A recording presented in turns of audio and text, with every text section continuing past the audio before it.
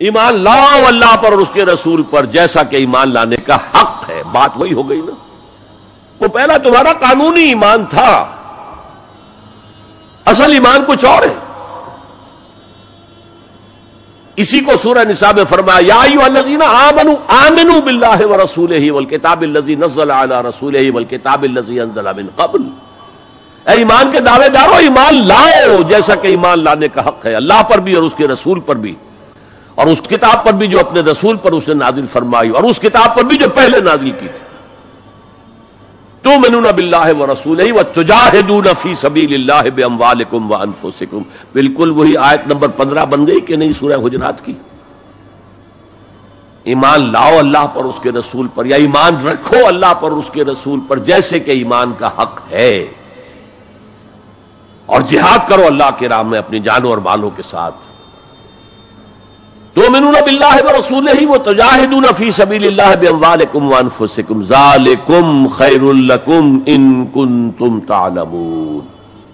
یہی تمہارے حق میں بہتر ہے اگر تم سمجھو. اگرچہ بظاہر تو گھاٹے کا سودا ہے دنیاوی اعتبار سے. اللہ کی راہ میں جہاد کرنا جان کا اندیشہ ہے. قتال کے لیے نکلنا جان کا، جو اگر بچ کے آ گئے تو ایک نئی زندگی سمجھیے، ورنہ انسان میدان جنگ میں جاتا ہے تو جان ہتھیلی پر رکھ کر جاتا ہے. مال مانگا جا رہا ہے اللہ کی راہ میں، مال دے کر دنیا میں تو بہرحال دولت کی کمی کا احساس ہوتا ہے نا.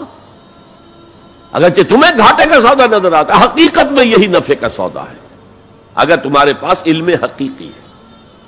اب ان دو مقامات سے جو نتیجہ میں نے نکالا، there can be no ایمان without jihad فی سبیل اللہ. There can be no salvation on the day of judgment without jihad فی سبیل اللہ. کس قدر اہم ہے جہاد فی سبیل اللہ کو اب سمجھنا، اس کے تقاضوں کو جاننا، اس کی شرائط کا فہم حاصل کرنا. اس ضمن میں جو دنیا میں آج غلط فہمیاں پھیلی ہوئی ہیں اور زبردستی پھیلائی بھی جا رہی ہیں جان بوجھ کر، اس کا اصل سبب ہم خود ہیں. ہماری بہت بڑی غلطی ہوئی کہ ہم نے جہاد اور قتال کو ہم مانی قرار دے دیا. یہ بھی جوڑا وہی ہے، عام اور خاص. لیکن جہاد اور قتال یہ ہم مانی نہیں ہے، سینونیمس نہیں ہے. اسی لیے میں نے سورہ صف کی آیت نمبر 4 بھی آپ کو سنائی. اب یہ اس اعتبار سے جہاد اور قتال فی سبیل اللہ پر قرآن مجید کی جامع ترین صورت ہے. کل 14 آیتیں، اس میں جہاد فی سبیل اللہ کا ذکر بھی ہے یہ آیت نمبر 11 کے اندر، اور آیت نمبر 4 میں قتال فی سبیل اللہ کا حکم بھی ہے. ان اللہ یحب الذین یقاتلون فی سبیلہ صفا کانہم بنیان مرصوص. اللہ کو محبوب تو وہ بندے ہیں اس کے جو اس کی راہ میں جنگ کرتے ہیں صفیں باندھ کر گویا کہ سیسا پلائی ہوئی دیوار ہے. قتال فی سبیل اللہ، جہاد فی سبیل اللہ، دو اصطلاحات ہیں، ان کا مفہوم بالکل ایک تو نہیں ہو سکتا. ہمارے ہاں ان دونوں کو مترادف قرار دے دیا. اس کے نتائج کیا نکلے؟ قتال ہر وقت تو ہوتا ہی نہیں، لہذا جہاد ثانوی شے ہو گیا، اس کی اہمیت ہی نہیں رہی. وہ جو بیک برنر کی جگہ ہوتی ہے وہاں رکھ دیا گیا. بعض لوگوں نے ایک اور غلطی کی اس کے برعکس، جہاد کی اہمیت کے پیش نظر انہوں نے اسے ارکان اسلام میں داخل کر دیا. یہ بہت بڑی جسارت ہے، اس لیے کہ متفق علیہ حدیث حضرت عبداللہ ابن عمر سے میں سنا چکا ہوں 5 ارکان اسلام کے، اور حدیث جبرائیل میں اسلام کی ڈیفینیشن وہی 5 چیزیں. 6ٹھی چیز داخل کرنے کا کسی کو حق نہیں.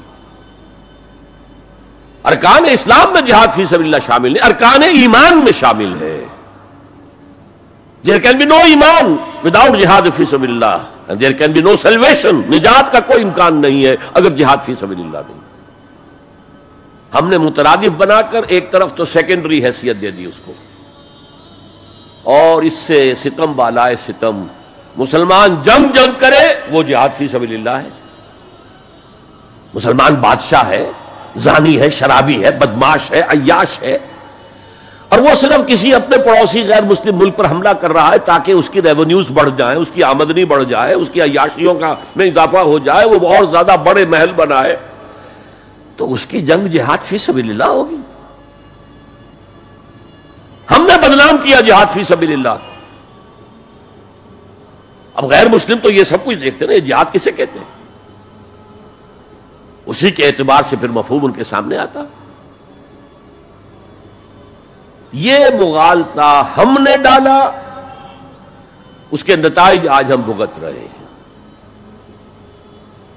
اب سمجھیے مثبت طور پر جہاد فی سبیل اللہ ہے کیا، اس کے مراحل کیا ہیں. اب دیکھیے یہ جو جہاد ہے یہ اس کائنات کی سب سے بڑی حقیقت ہے. Every living organism on this planet is continuously in جہاد.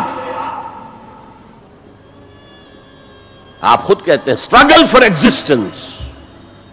مقابلہ نہیں ہوتا اس میں. کاروبار میں مقابلہ ہو رہا ہے، ملازمتوں میں مقابلہ ہو رہا ہے، مقابلوں کے امتحان ہو رہے ہیں. حیوانات جرثومے چھوٹے چھوٹے سے اسٹرگل فار ایگزسٹنس. اسے جہاد زندگانی کہیں گے آپ. جہاد زندگی. Every living creature, every living organism is engaged in continuous جہاد، اسٹرگل فار ایگزسٹنس. اس کو جہاد زندگانی کا لفظ دیا اقبال نے. یقین محکم عمل پہم محبت فاتح عالم، جہاد زندگانی میں ہے یہ مردوں کی شمشیریں. ایسا مسلمان بھی جب یہ کام کرتا ہے جہد للبقاء، اسٹرگل فار ایگزسٹنس، اگر وہ شریعت کے احکام کے مطابق کر رہا ہے تو یہ عبادت ہے. اگر حرام ذریعے استعمال کر رہا ہے، غلط ذریعے استعمال کر رہا ہے، دھوکہ دے رہا ہے، جھوٹی قسمیں کھا رہا ہے، تو یہ حرام کے درجے میں چلا گیا. اور اگر آپ اپنی اس جہد بقا کو، جہاد وجود کو، جہاد زندگانی کو اسلام کے اصولوں کے مطابق کر رہے ہیں، یہ عبادت ہے. حضور نے فرمایا القاسم و حبیب اللہ، جو شخص محنت کر کے کماتا ہے وہ اللہ کا ساتھی، اللہ کا دوست ہے، حبیب اللہ. اور سب سے بہترین کھانا بتایا وہ ہے رزق جو اپنے ہاتھ کی کمائی سے ہو، محنت، مشقت. بہرحال یہ جہاد کا ایک آغاز ہے. میں نے کہا تھا یہ یونیورسل فینومینن ہے، یونیورسل. اس کائنات کی سب سے بڑی حقیقت یہی ہے. اس سے اوپر اٹھیے، انسانی سطح پر سب سے بڑا جہاد اپنے حقوق کا حصول، the freedom struggle, the struggle for self determination. کوئی قوم آ کر آپ پر حاکم ہو گئی، اس سے نجات حاصل کرنا. یہ جہاد فی سبیل الحریت. فی سبیل کسے کہتے ہیں؟ For the cause of, in the cause of. جہاد فی سبیل الحریت جائز ہے، سب کریں گے، سب کی آزادی حق ہے. کسی کو غلام بنا کر رکھنے کا کسی کو اختیار نہیں ہے. تو struggle for freedom it's a universal phenomenon. اور مسلمان بھی اگر کرے گا اور اللہ کی حدود کے اندر رہ کر کرے گا تو وہ بھی اللہ کے ہاں وہ اجر و ثواب کا مستحق ہوگا، بلکہ اگر جان دے دے گا شہید شمار ہوگا. اس لیے کہ حضور کی ایک حدیث ہے من قتل دون مالہ فہو شہید. جو شخص اپنے مال کی حفاظت میں مارا گیا وہ بھی شہید ہے. اب آپ کہیں جا رہے تھے، آپ کے پاس کچھ مال ہے، جیب میں کچھ ہے، کوئی ڈاکو آ گئے آپ کو گھیر لیے. اب آپ کے پاس دو راستے، ایک تو آپ کہے لو بھائی جو کچھ ہے یہ حاضر ہے، لے لو، میری جان بخشی کرو، اور ایک یہ کہ آپ ڈٹ جائیں. اس ڈٹ جانے میں اگر جان چلی گئی تو آپ شہید ہیں. من قتل دون مالہ ہی، تو مال سے تو 1000 گنا بڑی شے ہے حریت، فی سبیل الحریہ. لیکن ہم نے کیا غلطی کی؟ فریڈم سٹرگل کو بھی جہاد فی سبیل اللہ کہہ دیا. بہت بڑی غلطی، جس کا سب سے بڑا مثر میں آپ کو بتاتا ہوں. یہ mid 50s کی بات ہے. میں اپنے MBBS سے فارغ ہو کر منٹگومری میں، جو اب سائیوال کہلاتا ہے، جا کر آباد ہو گیا تھا والدین کے پاس. الجزائر میں اس وقت فریڈم سٹرگل چل رہی تھی فرانس کے خلاف.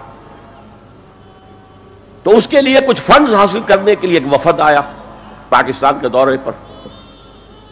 ایک تو کرنل صاحب تھے، کرنل عودہ، وہ تو داڑھی مونچھ صاف تھے جیسے ہوتے ہیں عام طور پر فوجی، لیکن ایک بہت بڑے عالم دین علامہ بشیر الابراہیمی الجزائری، بہت مشہور بہت بڑے عالم، وہ بھی ساتھ تھے۔ انہوں نے جو تقریر کی عربی میں، جہاد فی سبیل اللہ، جہاد فی سبیل اللہ، واقعہ یہ کہ وجد میں آ گیا پورا مجمع۔ وہ لوگ تو وجد میں نہیں آ سکے ہوں گے جنہوں نے ترجمہ جنہوں نے سنا ہے، لیکن میں عربی سے واقف تھا تو میں واقعتاً وجد میں آ گیا۔ قرآن کا بیان، حدیث کے بیان، جہاد فی سبیل اللہ کی اہمیت، جہاد فی سبیل اللہ کا مقام و مرتبہ۔ اچھا جو بھی ہو سکا پیسے ہم نے جمع کیے، کمیٹی بنائی، تھیلی پیش کی۔ Now prepare for the shock۔ جب یہ جہاد کامیاب ہوا تو ایک سوشلسٹ ریاست قائم ہو گئی۔ How come? اگر یہ جہاد فی سبیل اللہ تھا تو اسلامی ریاست قائم ہونی چاہیے تھی۔ اگر درخت آم کا تھا تو اس میں نمولی کیسے لگ گئی؟ معلوم ہوا کہ ہم نے غلطی کی تھی، ہم نے اسے جہاد حریت کی بجائے جہاد فی سبیل اللہ کہہ دیا۔ بھئی جہاد حریت جائز ہے اور اس کے لیے جان دینا بھی شہادت ہے، لیکن آپ نے اس کو جہاد فی سبیل اللہ کیسے کہہ دیا؟